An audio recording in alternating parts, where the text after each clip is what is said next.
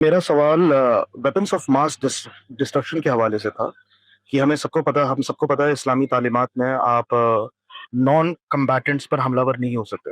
لیکن اب ہم ماڈرن وارفیئر میں دیکھ رہے ہیں کہ weapons of mass destruction countries کے پاس، ملکوں کے پاس موجود ہے۔ تو اسلامی تعلیمات کے حوالے سے مطلب ان کا رکھنا کہاں تک جائز ہے، اور یہ بھی اس میں ضمن اس چیز کو بھی ایڈریس کر دیجیے گا کہ ماڈرن وارفیئر میں جیسے ڈرون اسٹرائکس ہوتے ہیں، میسائل اسٹرائکس ہوتے ہیں، اس میں ہم سب کو پتا ہے کہ کولیٹرل ڈیمیج ہوتا ہے، سویلین لاسز ہوتے ہیں، وہ ایک ناگزیر چیز جو ہونی ہے سب کو پتا ہوتا ہے، لیکن اس کے بنا دفاع بھی آج کے دور میں ممکن نہیں ہے۔ تو اسلامی تعلیمات کا ان سب پر کیا تبصرہ ہے، کیا اس میں ہے؟ دین نے ہمیں یہ بتا دیا ہے کہ انسانی جان کو حرمت حاصل ہے۔ انسان کی جان دو ہی معاملات ہیں جن کے علاوہ نہیں لی جا سکتی، ایک جب انسان کسی کا قتل کرے، اور دوسرا جب وہ فساد فی الارض کا مرتکب ہو۔ اس کے بعد کبھی کبھی یہ معاملہ انسانوں سے اوپر اٹھ کے قوموں کی سطح پر ہو جاتا ہے، قومیں شوریدہ سر ہو جاتی ہیں، وہ ظلم و عدوان کا ارتکاب کر دیتی ہیں۔ چنانچہ ہمارے ہاں جہاد کی جو علت ہے وہ یہی ظلم و عدوان ہے۔ جس وقت آپ ظلم و عدوان کے خلاف لڑائی کریں گے تو اس میں ناگزیر ہے کہ وہ لوگ جو عملاً میدان میں اتر کر محارب بن گئے ہیں، آپ سے لڑ رہے ہیں، کمبیٹنٹ ہیں، ان کا خاتمہ کیا جائے گا۔ ان کے علاوہ جو لوگ ہیں ان کی جان کو حرمت حاصل ہے، کوئی معمولی چیز نہیں ہے انسانی جان کی حرمت، دین میں یہ بنیاد رکھتی ہے۔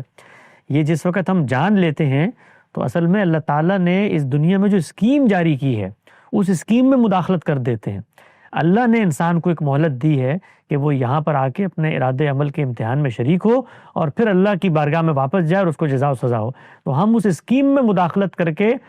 وہ کام جو اللہ کے کرنے کا تھا وہ انسان کرنا شروع کر دیتے ہیں۔ ہمارے دین میں تو اس قدر حرمت ہے اس کی کہ ہم جانور کی جان نہیں لے سکتے اللہ کے اذن کے بغیر، چاہے جائے کہ انسان کی جان لی جائے۔ تو انسان کی جان کو اس درجے میں حرمت حاصل ہے۔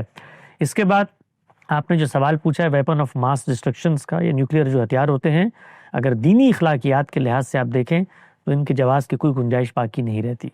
اس لیے کہ یہ ہتھیار جب چلائے جاتے ہیں تو اس میں کمبیٹنٹ، نان کمبیٹنٹ، عامی، عارف، بچے، جوان، بوڑھے، عورتیں، یہ سب کے سب شریک ہو جاتے ہیں۔ تو دین اسلام جو جنگ کی اخلاقیات ہمیں دیتا ہے اس کے اندر ویپن آف ماس ڈسٹرکشن کی اجازت نہیں ہے۔ یہ پہلی بات۔ کولیٹرل ڈیمیج کی جہاں تک بات ہے، جنگوں میں کولیٹرل ڈیمیج بھی ہوتا ہے، لیکن اس کو کولیٹرل ڈیمیج قرار دیا جاتا ہے، اس پر معذرت خواہانہ رویہ ہوتا ہے، اس پر شرمساری کا رویہ ہوتا ہے۔ اس کو کبھی بھی یوں نہیں کہہ دیا جاتا کہ حملے ہوں گے تو کولیٹرل ڈیمیج تو لازمی ہوگا۔ دنیا میں اس وقت کی عالمی اخلاقیات بھی یہ کہتی ہے، اور ہماری جو دینی اخلاقیات ہے وہ تو بہت حساس ہے اس بارے میں،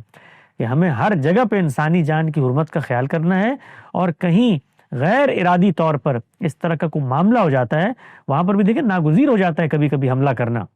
کیونکہ قومیں شوریدہ سر ہوں، ظلم و عدوان کر رہی ہوں، اس کو روکنا ضروری ہے۔ قرآن مجید نے کہا کہ وہ نہیں روکیں گے تو یہ مسجد، کلیسا سب کو ڈھا دیں گے، تو روکنا بھی ضروری ہوتا ہے، لیکن اس روکنے میں متنبع رہنا چاہیے کہ کسی معصوم کی جان اس میں ضائع نہ ہو، اور اگر جان ضائع ہوتی ہے تو پھر اس کے اوپر شرمندگی ہونی چاہیے، معذرت ہونی چاہیے۔ اور ہمارے دین میں تو چونکہ قتل خطا کے بارے میں پورا کا پورا ایک قانون ہے، تو میری طالبانہ رائے میں اگر ریاستوں سے اس طرح کا کوئی اقدام ہوتا ہے تو قتل خطا کے اصول پر جو کچھ معاملات دین نے طے کیے وہ کرنے چاہیے۔